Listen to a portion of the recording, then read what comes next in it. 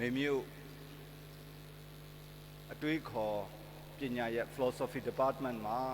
ပညာသင်ကြားတော့ကမှတ်ခဲ့ရတဲ့အရာလေးတစ်ခုဒီနေ့ပြန်ပြီးတော့သတိရအဲ့ဒါကဘာလဲဆိုတော့ဖျားကိုလောကမှာရှိတဲ့အရာတွေ၌ကိုယ့်ရဲ့အုံနောက်အသိဉာဏ်ကိုအသုံးပြုပြီးတော့ကြိုးကြောင်းဆက်ဆက်မှုနဲ့ဖျားတည်ရှိကြောင်းရှာဖွေတဲ့ပညာရဲ့အတွေးခေါ်ပဲဖြစ်ပါတယ်အဲ့ဒီပညာရက်ကိုဘယ်လိုကပေးခဲ့လဲဆိုရင် Saint Thomas Aquinas ဆိုတဲ့ဒီ philosopher လည်းဖြစ်တဲ့ပြီးတော့ယဟန္တာတစ်ပါးလည်းဖြစ်ခဲ့တဲ့ပုဂ္ဂိုလ်ကြီးကနေပေးခဲ့တာပဲဖြစ်ပါတယ်လောကအရာတွေကိုကြည့်ပြီးတော့ဖျားဆိုတာ extraordinary ကျွန်တော်တို့နားလေတဲ့အရာတွေထက်ကြော်လွန်ပြီးတော့မှဝုန်းနေဆိုပြီးတည်ရှိတဲ့တကိုးရှင်ကြီးထက်လောကမှာရှိတဲ့အရာလေးတွေကိုကြည့်နေခြင်းအပြင်ဖျားရှိတယ်ကိုသိနိုင်တယ်ဆိုတဲ့ပညာရပ်ပဲဖြစ်ပါတယ်အချက်ကလေး၃ချက်ဝင်မျှခြင်းပါတယ် cause and effect ကျွန်တော်လောကမှာကြည့်ရင်အရာတွေအားလုံးဟာအကြောင်းတရားနဲ့အကျိုးတရားရှိတယ်ဆိုတဲ့အရာကိုကျွန်တော်တို့လေ့လာတွေ့ရှိနိုင်ပါတယ်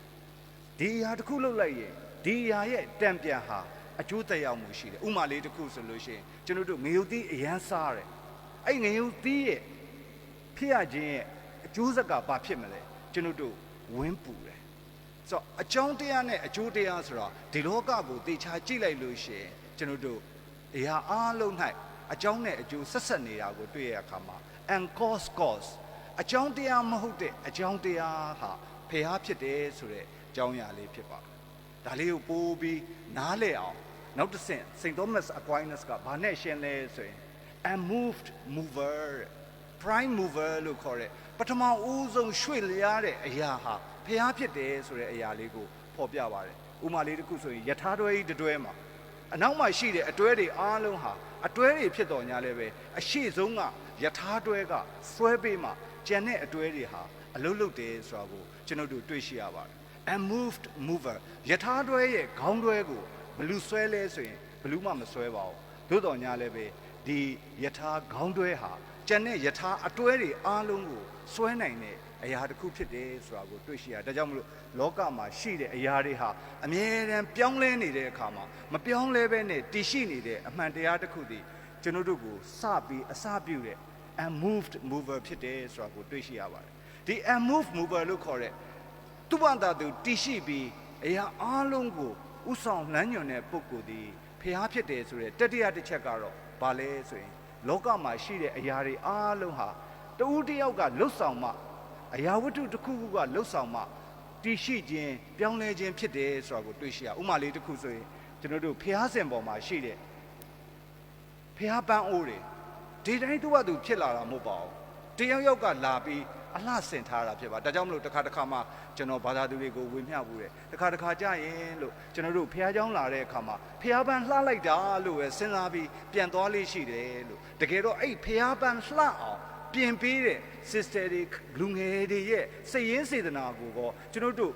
ပြန်လဲစဉ်းစားပြီးတော့ကျေးဇူးတင်တဲ့စိတ်နဲ့သူတို့ကိုတတိယရဲ့လားလို့တခါတည်းမှာကျွန်တော်ဝေမျှဘူးပါတယ်အထိပ္ပယ်ကဘာလဲဆိုရင်ဖုံမုံလေးတစ်ခုရှိနေတာတော့မှပဲလေတိုက်လို့ဒီနေရာကိုရောက်လာတယ်ဆိုတဲ့အကြောင်းအရာပဲဖြစ်ပါတယ်။ဘာကြောင့်ဒီနေ့ဒီအကြောင်းအရာလေးကိုဝေမျှရလဲဆိုရင်သခင်ခရစ်တော်တက်တော်ထင်ရှားရှိတုန်းကသခင်ခရစ်တော်ရှိကိုလာတဲ့လူတွေထဲမှာရိုးရိုးသားသားနဲ့ယုံကြည်ပြီးတော့မှသခင်ခရစ်တော်ရဲ့ဖျားဖြစ်တော်နဲ့ကောင်းမြတ်ခြင်းကိုယုံကြည်တဲ့လူရှိတယ်လို့တချို့လူတွေကြတော့သခင်ခရစ်တော်ကိုမယုံကြည်ဘဲနဲ့အကောက်ကြံတဲ့စိတ်နဲ့ပျက်စီးလို့တဲ့ရည်ရွယ်ချက်တွေနဲ့အမြဲတမ်းမေးခွန်းနေမေးနေတဲ့အဖြစ်အပျက်ကိုဒီကနေ့ဧဝံဂေလိကျမ်းစာတော်မြတ်ထဲမှာကြားခဲ့ရပါတယ်သခင်ခရစ်တော်ဘာပြောလဲဆိုရင်ဒီနေရာမှာယောနထက်ကြီးမြတ်တဲ့လူရှိတယ်ယောနရဲ့ထင်ရှားတဲ့နမိတ်လက္ခဏာမှတပါငါခင်မှာမပြတော့ဘူးဘာကြောင့်လဲဆိုရင်သင်တို့ရဲ့စိတ်ထဲမှာကိုတိရသားနဲ့မမြင်နိုင်နဲ့မယုံကြည်နိုင်တဲ့စိတ်ခံရှိနေလို့ငါဘလောက်ပဲတဘိုးတွေပြနေ